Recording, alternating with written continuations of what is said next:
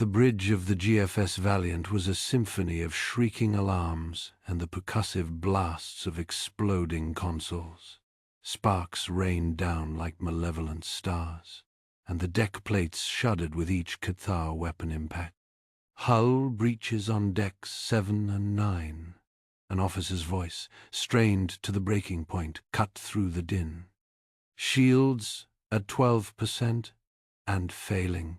Admiral Vorlag slammed a gauntleted fist onto the already fractured surface of his command console, the impact barely registering over the cacophony. Blast it all. Where is the Fifth Fleet? Commander Rex, report damage. His voice was a raw bark of command, frayed at the edges by mounting desperation. They're tearing the Dauntless apart. On the Valiant's main view screen, the Federation cruiser GFS Dauntless, a proud vessel moments before, was visible as a bloom of tortured metal and escaping atmosphere, swarmed by insectoid Cathar destroyers, just as a final catastrophic explosion blossomed where the Dauntless had been. A new phenomenon arrested the chaos.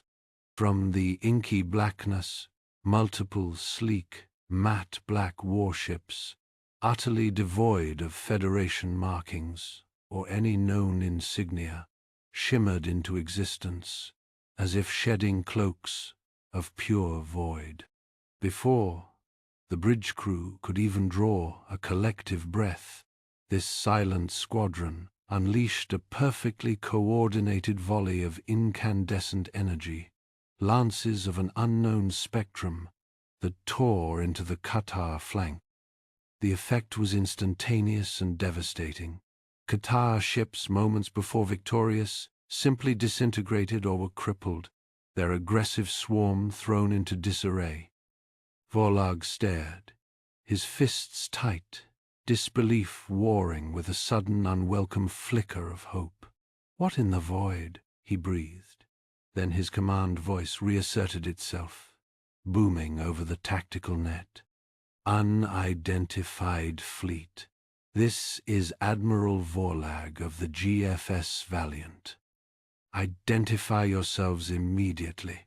The Valiant's comms crackled, a burst of static, then a voice answered calm, male, with a distinct, almost imperceptible edge of irony. "Admiral Vorlag, a pleasure to see you're still in one piece.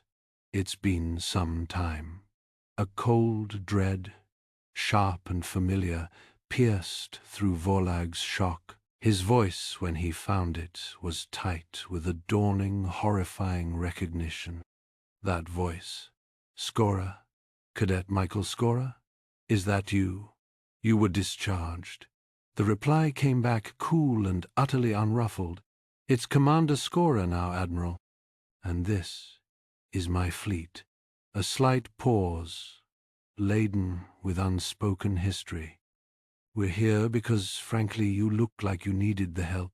As if to punctuate his words, Commander Skora's fleet, the Nightfall Syndicate, moved with a lethal grace that was alien to Federation doctrine. Vectors of silent obsidian craft wove impossible paths through the remaining Cathar swarm, their movements not merely reactive but seemingly prescient. Shafts of bright blue and green energy, quite unlike typical Federation plasma or beams, struck Cathar command areas with great precision, ignoring shields in ways that stretched physics. Coordinated fire patterns erupted, catching Cathar cruisers in inescapable webs of destruction. Where Federation ships slugged it out, these newcomers danced, their technology and tactics painting a canvas of ruthless efficiency across the void. The Admiral's mind, reeling, snagged on that word, discharged.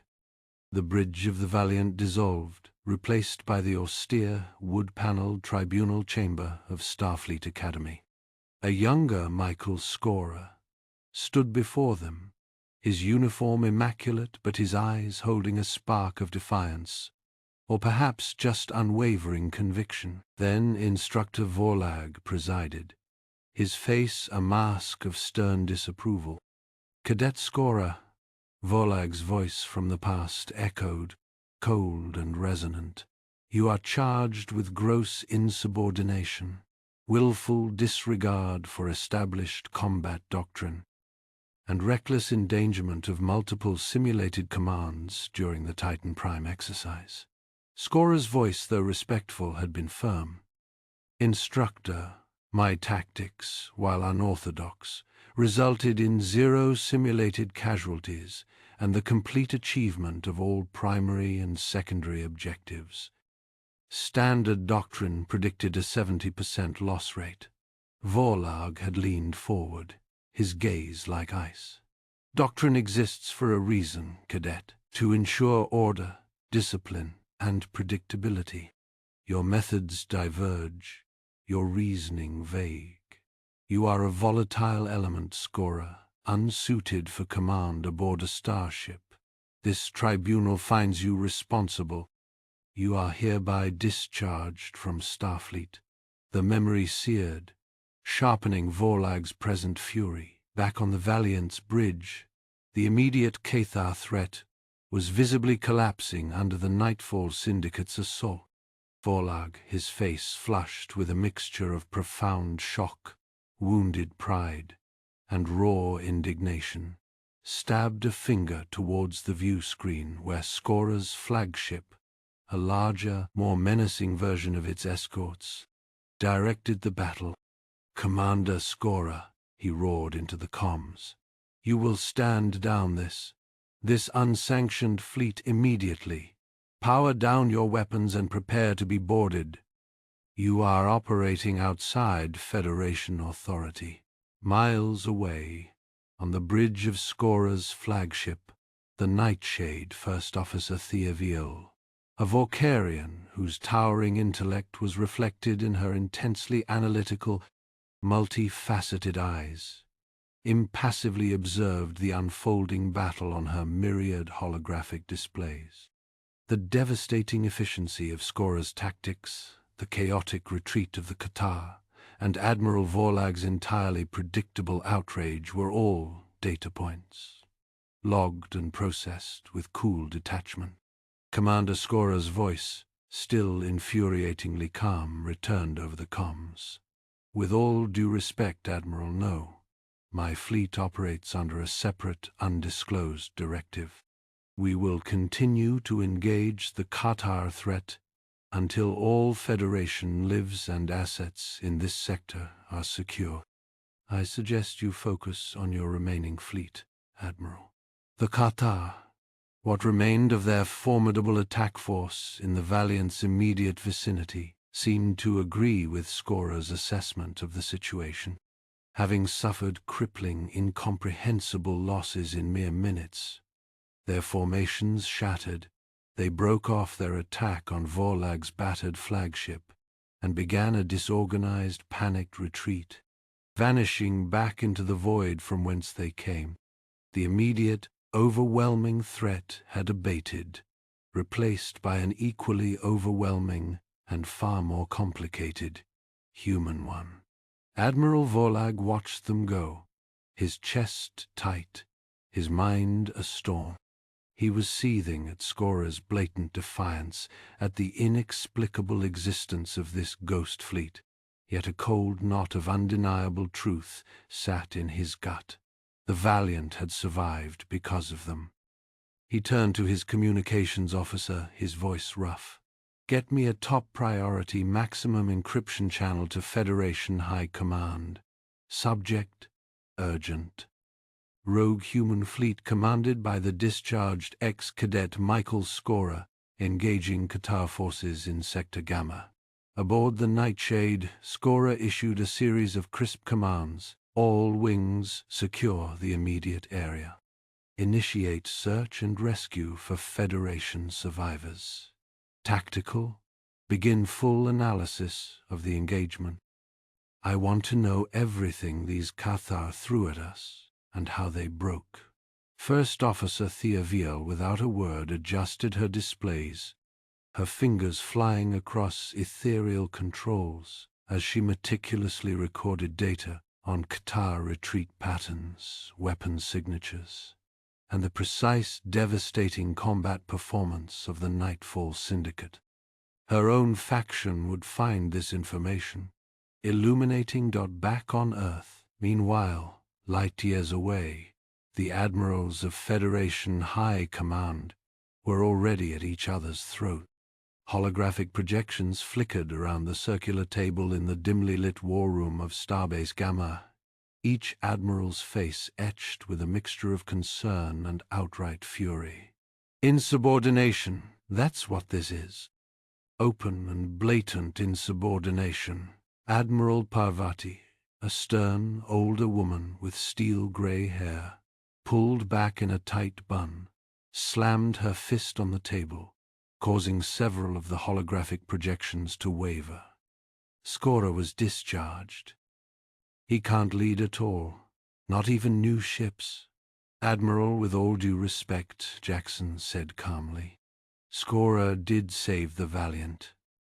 Admiral Vorlag would be space dust if it weren't for him. That's hardly the point, Jackson, Parvati snapped. We can't have rogue elements running around the galaxy doing whatever they please. It disrupts established protocol. I suggest we consider a detention order for Michael Skora. And how do you plan to detain him, Admiral? Jackson replied, raising an eyebrow. He has a team with new gear. Can you offer aid to meet him? The room hushed as leaders pondered deeply. The light shimmered, making shapes on their faces. At last, Admiral Reyes, a calm leader, began to speak clearly. Enough, he said, his voice firm and authoritative. This bickering is getting us nowhere. We need to proceed cautiously. I propose we maintain contact with Admiral Vorlag, but limit Skora's operational autonomy. We need to gather intelligence on this Nightfall Syndicate and report any further irregularities. A murmur of agreement rippled through the room. Parvati scowled, but reluctantly nodded her assent. The decision was made. On the bridge of the Valiant, Admiral Vorlag listened to the orders from High Command. His teeth gritted. Maintain contact. Limit autonomy. Gather intelligence. He muttered under his breath, his voice filled with frustration. He relayed the orders to Commander Rex, his first officer. And make sure you keep a close eye on Skora, Commander. Report any irregularities. Aye, Admiral, Rex replied, his expression grim. Meanwhile, aboard the Nightshade, Skora and Thea were hunched over holographic projections of Qatar attack patterns. The bridge was dimly lit, the only illumination coming from the displays. Their tactics are inconsistent, Skora said, tapping the screen with his finger. There's a level of strategic coordination here that doesn't match their known capabilities. It's almost too sophisticated. Thea studied the projections, her brow furrowed in concentration. Indeed, Commander, she said, her voice measured. The attack vectors are illogical. They deviate from established swarm tactics. There is a pattern, but it is not one I recognize. A moment later, in the Nightshade's science lab, Thea was hunched over a microscope examining a piece of Cathar wreckage. The lab was filled with the hum of equipment and the soft glow of holographic displays. "Commander," she called out, her voice tinged with urgency. "I believe I have found something of interest." Skora arrived moments later, his expression curious. Thea pointed to the microscope. "Traces of advanced technology," she said, "integrated into the Qatar ship. Technology that doesn't match any known civilization, including the Qatar themselves." Skora leaned closer, his eyes narrowing. "Show me." Thea adjusted the microscope, revealing a complex network of circuits and microcomponents. "The architecture is alien," she said. unlike anything I'd seen before. Back in his personal space, Scorer opened a safe channel to Aegis HQ. The room was small and simply furnished, showing Scorer's plain habits. The holographic projection flickered to life, revealing the partially obscured face of Director Thorne. The transmission was choppy and distorted, adding to the air of secrecy. "Thorne," Scorer said, his voice low. "We have a problem." "I'm aware, Commander," Thorne replied, his voice a low, gravelly whisper. "Aegis Command has long suspected the existence of a hidden intelligence manipulating galactic events. We refer to them as the Architects." "Architects?" Scorer repeated, his brow furrowed. "They don't seek direct conquest, Scorer," Thorne explained. "Their modus operandi is manipulation. They manipulate events to achieve unknown goals. Resource harvesting, technological experimentation, societal engineering. We're not entirely sure." Thorne displayed holographic images of past galactic conflicts. "Look closely, Scorer," he said. "There are subtle patterns, inconsistencies, signs of a hidden hand guiding the chaos." "And the Qatar?" Scorer asked. "They're being augmented," Thorne confirmed. "Biologically and technologically, turned into more effective weapons by the Architects." He displayed holographic images of Qatar drones with cybernetic implants.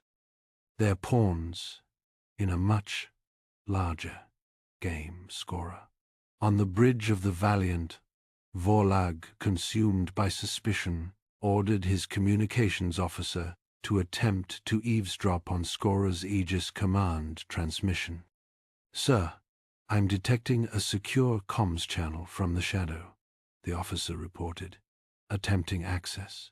A moment later, the officer shook his head. "Security is too strong, Admiral. I can't break through." Vorlag banged his head on the console, his frustration mounting. "Damn it!" Back on the Nightshade, Scorer was wrapping up his conversation with Thorne. "Aegis Command has identified a potential Architect staging point," Scorer said, turning to Vorlag, who was standing nearby, arms crossed.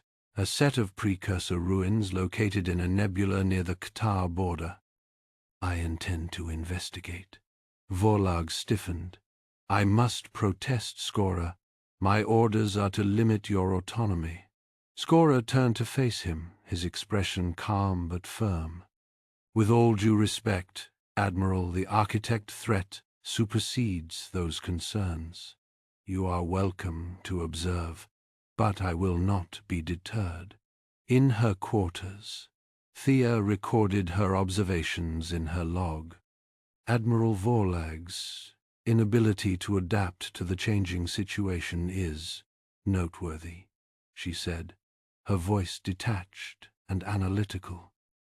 "It highlights the limitations of conventional thinking, a key weakness the Vorkarian reformist faction seeks to address. On the Nightshade's bridge," Scorer gave the order. "Prepare for hyperspace jump. Destination: precursor ruins near the Qatar border." The Nightshade, followed by the rest of the Nightfall Syndicate fleet, broke formation with the Valiant and jumped to hyperspace.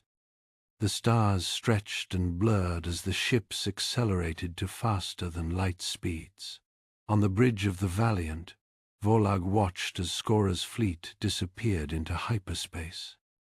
He stared out the viewport, his expression a mix of suspicion and a growing sense of responsibility.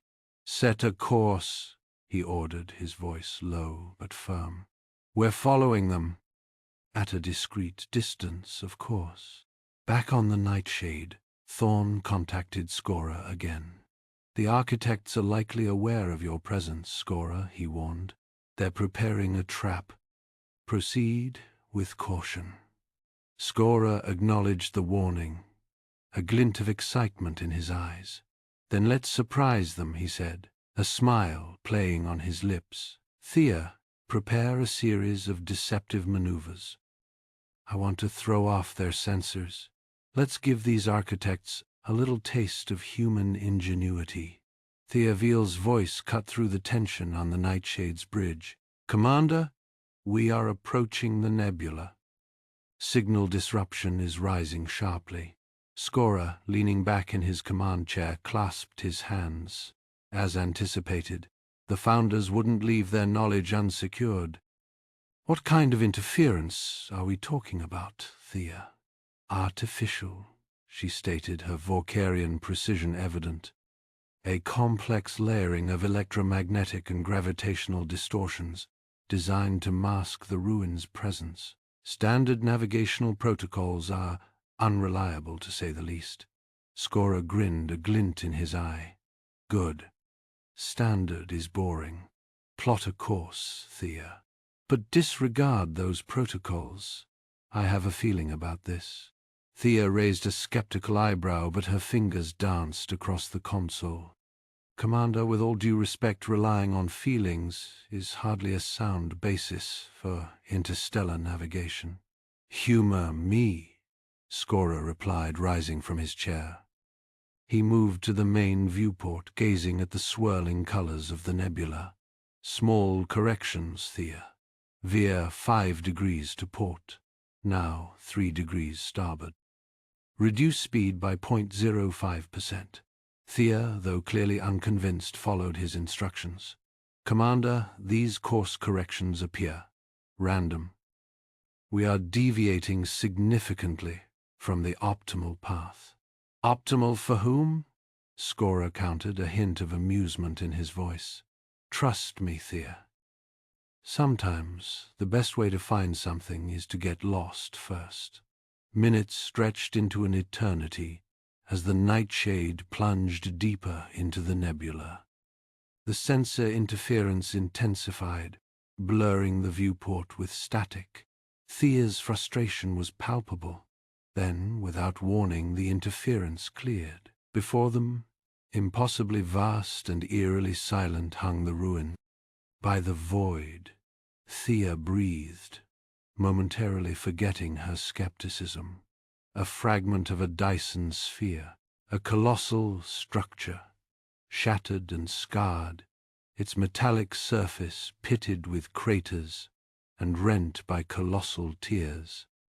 It orbited a black hole, its gravity-warped silhouette a stark reminder of the forces at play. That, Skora said softly, is what's left of a precursor civilization. Initial scans. Thea, I want to know what we're up against. Thea's fingers flew across the console. Automated defense systems detected, Commander. Actively targeting approaching vessels. Energy signatures indicate highly advanced weaponry. Shields are holding, but I advise against prolonged exposure. Evasive maneuvers, Skora ordered, and prep the EMP drones. Time to knock out the lights. With practiced efficiency, the Nightshade danced through the automated fire, dodging energy bolts that ripped through space. A series of sleek black drones launched from the ship, streaking towards the ruins. Drones deployed, Commander, Thea reported. Activating EMP bursts. Defenses are weakening. We have a temporary window to approach the ruins. Excellent. Plot a course for that docking port, Thea. But be careful. I doubt the precursors left the keys under the mat. As the Nightshade approached the ruins, Thea analyzed the docking mechanisms. Compatible port identified, Commander. However, I am detecting a series of hazards. Pressure sensors, laser grids, proximity alarms. They are designed to deter intruders. Skora considered the information. All right, we'll do this carefully then. Prep a 0G infiltration team. I'm going in. Commander, that is illogical, Thea protested. The risks are unacceptable. Allow me to lead the team. Skora shook his head. Sorry, Thea. This is my kind of party.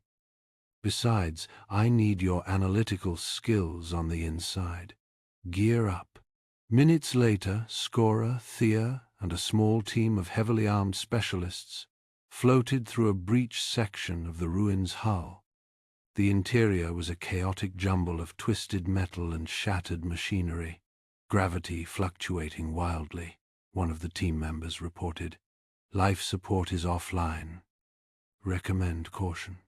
The team navigated the treacherous environment, using magnetic grapples to pull themselves through the zero-gram corridors. Shifting gravity fields sent them tumbling unexpectedly, testing their reflexes and coordination. Booby trap detected, Thea announced, her voice tight. Laser grid directly ahead.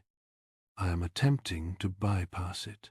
With a few deft keystrokes, Thea disabled the laser grid, allowing the team to proceed. They pressed on, deeper into the ruins, until they reached their destination, a massive chamber dominated by a colossal structure of shimmering crystal and interwoven metal. "This is it," Skora said, his voice hushed. The precursor data storage matrix. The matrix pulsed with an inner light, its surface covered in intricate symbols and glowing glyphs. Thea approached the structure, her fingers hovering over its surface. "Incredible," she murmured. "The amount of information contained within this matrix is astronomical." Suddenly her expression changed. "Commander, I am detecting signs of data corruption. Significant portions of the matrix have been tampered with." Skora frowned. "Tampered with? By whom?" "I am running a diagnostic," Thea replied. "The corruption appears to be deliberate. It is designed to obscure certain information, to rewrite history." "The architects," Skora said grimly. "They've been here." He moved closer to the matrix, his eyes scanning the corrupted data. "There's something else here, Thea. Hidden messages, embedded within the corruption. Can you isolate them?" Thea worked tirelessly, filtering through the corrupted data, isolating patterns and anomalies. Hours passed, but finally she spoke. "I have identified a series of hidden messages, Commander. They are fragmented and difficult to decipher, but I believe they contain clues about the architect's motives." Skora studied the messages, his brow furrowed in concentration. The symbols were alien and complex, but something about them resonated with him. A sense of familiarity, a spark of recognition. "I think I'm starting to see a pattern," he said slowly. "They're not just hiding information, Thea. They're leaving breadcrumbs, as if they want to be found." Suddenly the chamber shuddered. Alarms blared to life, bathing the room in red light. "Automated guardians activated," Thea announced, her voice urgent. "They are approaching our position." From the shadows, hulking figures emerged, towering robots of polished metal and glowing energy weapons. They moved with surprising speed and agility, their weapons trained on the team. "Engage!" Skora shouted, drawing his sidearm. "Use the gravity fields to your advantage." The team scattered, using the shifting gravity to their advantage, dodging energy blasts and firing back with precision. Skora, his movements fluid and instinctive, weaved through the chaos, targeting the Guardians' weak points. "Thea, can you hack into their programming?" Skora asked, firing a burst of energy that disabled one of the Guardians. "Attempting to override their command protocols," Thea replied, her fingers flying across her wrist-mounted console. "Success. I have disabled one of the Guardians. However, there are more approaching." The battle raged on, the team fighting for their lives against the relentless Guardians. Then a voice crackled over the comms. "This is Admiral Vorlag of the GFS Valiant. We have arrived at the ruins. What is your status, Commander Skora?" Skora glanced at the tactical display. Vorlag's fleet was breaking formation, engaging a small group of advanced warships that had just decloaked near the ruin. "We are under attack by automated guardians, Admiral," Scorer replied, firing a shot that disabled another guardian. "And it appears the architects have sent reinforcements. I could use some assistance down here." There was a pause. Then Vorlag's voice came back, firm and resolute. "Understood, Commander. We are engaging the enemy. Hold your position. We will provide support." Scorer smiled grimly. "Thank you, Admiral. It's good to know we're not alone." He turned back to the battle, his eyes blazing with dedication. "All right, team.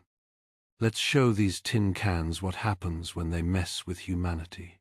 As the battle raged on, Scorer recovered a final, critical piece of data from the precursor matrix. He stared at the information, his expression hardening. "Thea," he said, his voice low. "The architects, they believe the galaxy is approaching a great filter event, a point where most civilizations destroy themselves." Thea's eyes widened. "And their motive?" "They are manipulating civilizations to prevent them from reaching the great filter," Scorer replied.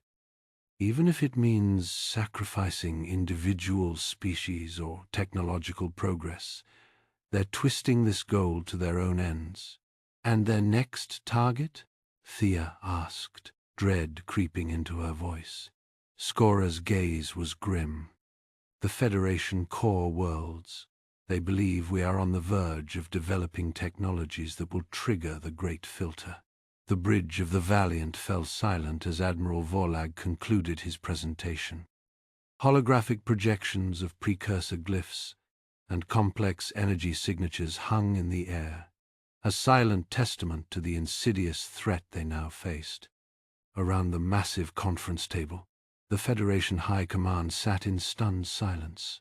"So," Admiral Parata finally spoke, her voice tight, "you're saying the Qatar, the mindless swarm, are being directed, puppeted?" Vorlag nodded grimly. "The data suggests a highly sophisticated intelligence, operating from the shadows. We're calling them the Architects." "Architects?" Admiral Jackson scoffed. "Sounds like something out of a bad holodrama. We should focus on reinforcing our defenses against the Qatar. Solid lines, heavy firepower. What we know." "With all due respect, Admiral," Vorlag countered, his voice hardening. "That's precisely what the architects want us to do. To fight a war on their terms, with pawns they control." "And what do you suggest, Vorlag?" Parata asked, her tone skeptical. "We chase shadows. We abandon established protocols based on precursor glyphs?" A voice cut through the rising tension. "I suggest we hit them where it hurts." All eyes turned to the holographic projection of Commander Michael Scorer, patched in from the nightshade. His image flickered slightly, a testament to the limitations of subspace communication. "Commander Scorer," Jackson said, his voice dripping with disdain, "I wasn't aware you were invited to this strategy session." "I wasn't," Scorer replied, his tone even. "But Admiral Vorlag forwarded me the data. With the builders in control, a defensive strategy is failure. We need to disrupt their infrastructure, cripple their logistical network, before they can launch a coordinated attack on the core worlds." "Targeted strikes?" Parata scoffed. "Against an enemy we can't even see? That's reckless, Commander. Borderline insane." "It's also the only way to win," Scorer countered. "We need to be proactive, unpredictable. We need to use their own tactics against them." "And what tactics are those, Commander?" Jackson challenged.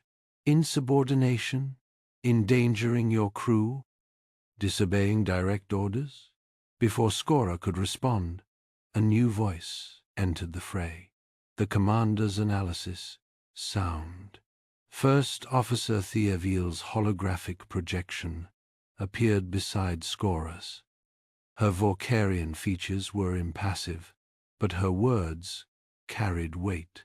Based on the precursor data, the architects operate on a principle of calculated efficiency. They anticipate predictable responses and exploit them. Commander Scora's proposed strategy, while unconventional, introduces a level of chaotic variability that the architects may not be able to effectively counter. "Fascinating, Lieutenant," Jackson said, his voice filled with sarcasm. "And you've deciphered all this from glyphs? I think we should proceed." The debate went on. The leaders split between the facts and the real signs of change. Just as it seemed a stalemate was inevitable, a coded message flashed across Vorlag's console. He read it, his expression hardening. "Gentlemen, admirals," he announced, his voice cutting through the noise. "Aegis Command has just issued a directive. Commander Scora is authorized to execute his proposed strategy with full operational authority." A collective gasp filled the room. Jackson smacked his palm on the table. "This is outrageous. Aegis Command has no jurisdiction here." "Perhaps," Vorlag said, his voice tight, "but they have the authority. And right now, they're the only ones with a plan." Hey there. Hope you're enjoying the video so far. If you do, please hit the like button and subscribe to the channel. It really helps the channel to grow and reach more people. Now let's find out what comes next. On the bridge of the Nightshade, Scora watched the holographic projections disappear, leaving him alone with Thea and his crew. "Well," he said, a wry smile playing on his lips. "That could have gone worse." "The admirals are resistant," Thea observed, her tone understated. "They'll come around," Scora said, "or they'll get out of the way." Jax set course for Grid Gamma 7. Time to pay a visit to an architect's supply depot. The Nightshade and her sister ships slipped into hyperspace, leaving the bickering admirals behind. Hours later, they emerged near a seemingly unremarkable asteroid field. "Sensors are picking up unusual energy signatures, Commander," Lieutenant Harper reported from her station, hidden behind the asteroids. "Definitely architect tech." "All right, Nightfall Syndicate," Scora said, his voice calm and steady. "Time to show these architects what we're made of. Jax, take us in." The Nightshade weaved through the asteroid field, its stealth systems masking its presence. As they approached the depot, they detected a network of automated defenses, drones, energy barriers, and sensor arrays. "They're expecting us," Harper said, her voice tense. "Architects are never not expecting someone." "Then let's give them a surprise they didn't plan for," Scora replied. "Thea, disable the primary sensor array." Jax lay down a smoke screen. "Harper, prepare to deploy the EMP burst." The Nightshade launched its attack, a coordinated symphony of stealth, cyber warfare, and brute force. Thea bypassed the sensor array with a series of complex algorithms, blinding the depot's defenses. Jax deployed a cloud of nanites that obscured the fleet's movements. Harper unleashed an EMP burst that temporarily disabled the drones. With the defenses weakened, Scora's fleet moved in for the kill. They unleashed a barrage of plasma torpedoes and energy beams, tearing through the depot's outer layers. Inside, automated systems struggled to maintain order, but the Nightshade's crew was relentless. The strike was a success. The Architect's supply depot was reduced to a smoldering wreck, its logistical network crippled. But as the Nightshade prepared to jump back into hyperspace, a new message arrived from Federation High Command. "Commander Scora," Vorlag's voice crackled over the comms. We're receiving reports of unrest in the Beta Quadrant. Several Federation member worlds are accusing us of aggression, claiming we're provoking the Qatar. Skora frowned. Misinformation? Highly sophisticated, Vorlag confirmed. The architects are good, damn good. They're sowing discord, undermining support for our operations. On the Valiant, Vorlag turned to Thea, his expression troubled. Lieutenant, do you believe Skora's methods are sustainable? Are we simply escalating this conflict, playing into the architect's hands? Thea paused, her Vorkarian mind processing the question. Commander Skora's methods are unorthodox, Admiral, but they are also effective. The architects are a superior intellect. To defeat them, we must be unpredictable, adaptable. We must be willing to take risks. But at what cost? Vorlag asked, his voice heavy with doubt. Back on the Nightshade, Skora received another message. This one was encrypted, from a source he didn't recognize. Commander Skora, a distorted voice said, we have information regarding your crew. Several of them have been captured by the architects. They are being held elsewhere. Skora's blood ran cold. Where are they? That information will cost you, the voice replied. Cease your attacks on the architects. Abandon your mission, and we will consider their release. Skora clenched his fist, his mind racing. He had a choice to make. Prioritize the safety of his crew or continue his mission to protect the Federation. It was a choice he never wanted to face. As he wrestled with his dilemma, Thea approached him, her expression grave. Commander, I have analyzed the precursor data further. I believe I have discovered the architect's definition of the Great Filter. Skora looked up, his eyes filled with a mixture of hope and dread. And what is it? Subjectivity, Thea replied.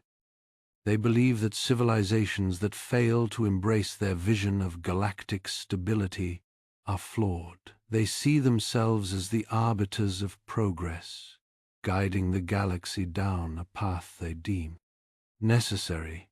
So they're not just manipulators, Skora said, his voice hardening. They're fanatic. They think they're saving the galaxy by controlling it. Precisely, Thea confirmed. And they have been actively manipulating civilizations for millennia, twisting their paths to align with their own twisted ideology. Skora stared out at the starfield, his pupils dilating.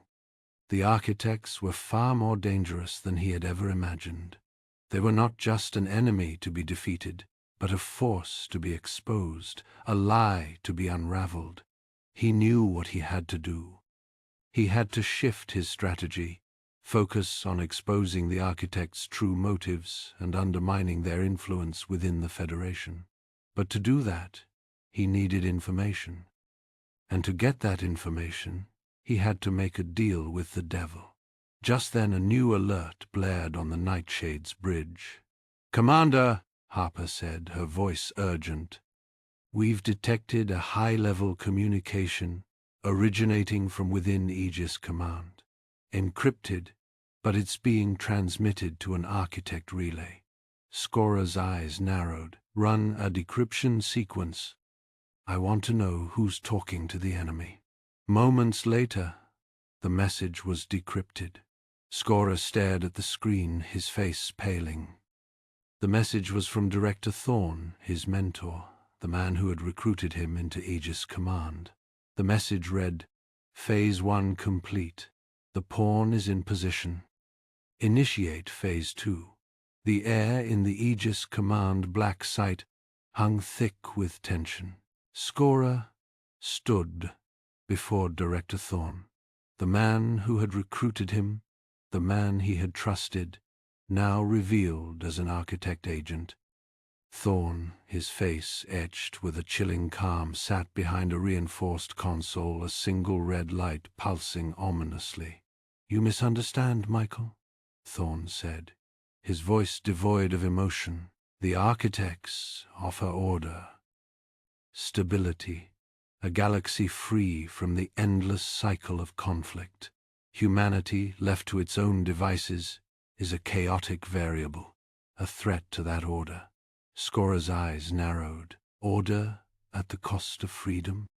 Stability through manipulation? That's not a galaxy worth saving. Thorn chuckled, a dry, rasping sound. You cannot comprehend the scope of their vision, but soon you will. It's already too late. Thorn's fingers danced across the console. Scora lunged, but energy shields flared, blocking his path. Thorn was initiating a final act of betrayal, transmitting a code to the architects, a failsafe designed to cripple Federation defenses, leaving the galaxy vulnerable to their control. Alarms blared, bathing the room in crimson light. The console display pulsed with complex algorithms, alien symbols flashing across the screen. Time seemed to slow as Thorn's transmission neared completion. Suddenly, a new set of algorithms overlaid Thorn's code, a cascade of Vorkarian logic interwoven with intuitive human leaps. Tiavil, her face illuminated by the console's glow, worked furiously, her fingers flying across a separate control panel. "Commander?" she said, her voice strained but steady. "Thorn's code contains a predictive element, a reliance on expected outcomes. I have identified a vulnerability. I can disrupt the signal, but I need a chaotic input, a variable they cannot anticipate." Scora understood. He accessed the ship's comm system, broadcasting a burst of pure, unadulterated noise, a cacophony of human music, from classical symphonies to heavy metal anthems, a sonic assault that defied all logic. The effect was immediate. Thorn's transmission faltered, the energy shields flickered, and Thea's code slammed into the architect's failsafe, disrupting its function, rendering it useless. The red light on Thorn's console died. Thorn slumped back in his chair, defeated. "Impossible," he whispered. "They accounted for everything." "They accounted for logic," Scora said, his voice hard. "They didn't account for us." Days later, Scora stood before the Federation Council, the holographic chamber filled with the representatives of countless worlds. Beside him, Admiral Vorlag stood stiffly, his presence a reluctant but undeniable endorsement. Scora presented the evidence, the data recovered from Thorn, the analysis of architect technology, the irrefutable proof of their long-term manipulation. The chamber was silent, the council members stunned by the revelations. Outrage erupted. Worlds demanded action, accusing the Federation of negligence, of complicity. The council chamber devolved into chaos, a storm of accusations and demands. Vorlag stepped forward, raising his hands for silence. "Order!"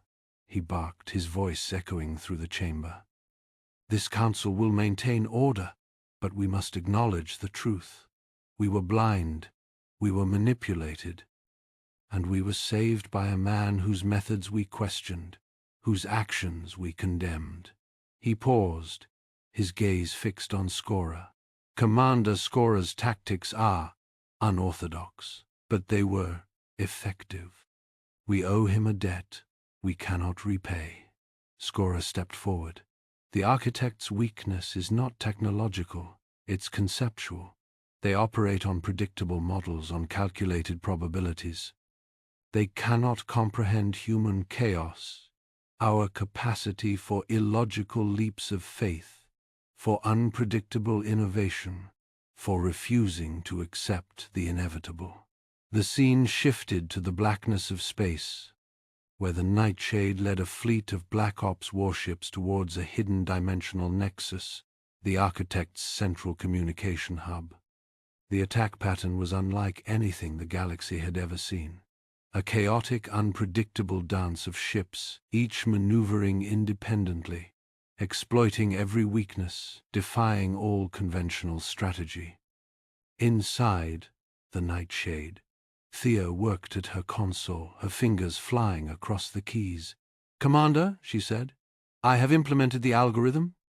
It combines Vorkarian logic with human intuition, creating a virus that will disrupt their ability to coordinate their forces."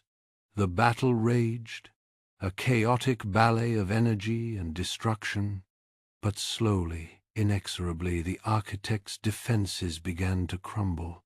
Their control faltered, their influence waned. Across the galaxy, civilizations previously manipulated by the Architects began to assert their independence, throwing off the shackles of control. The Federation Council initiated a complete reform of Aegis Command, incorporating Skora and Thea's insights to create a more adaptable and ethical intelligence agency. Skora was offered leadership of the reformed Aegis Command, but he declined. "I'm a soldier, not a bureaucrat," he said. "I'm needed on the front lines." Vorlag approached Skora, a formal commendation in his hand. "Commander Skora," he said, his voice filled with genuine respect, "the Federation Navy would be honored to have you. Your strategic brilliance is undeniable." He paused, a hint of a smile playing on his lips. "But I suspect you'll decline." Skora grinned. "With all due respect, Admiral, I prefer to make my own rules." The final scene showed the Nightshade jumping to hyperspace. Skora, Thea, and the Nightfall Syndicate crew ready for their next mission, pursuing lingering Architect traces, facing whatever challenges lay ahead. Skora smiled, a glint of anticipation in his eyes. The galaxy was a dangerous place, but humanity, in all its chaotic glory, was ready to defend it. Engagement point. Hey there, glad you've come so far. Drop a quick hi in the comments. It is really important to the channel and helps YouTube share this story. I've chosen another video for you. Click the card here or here. See you there.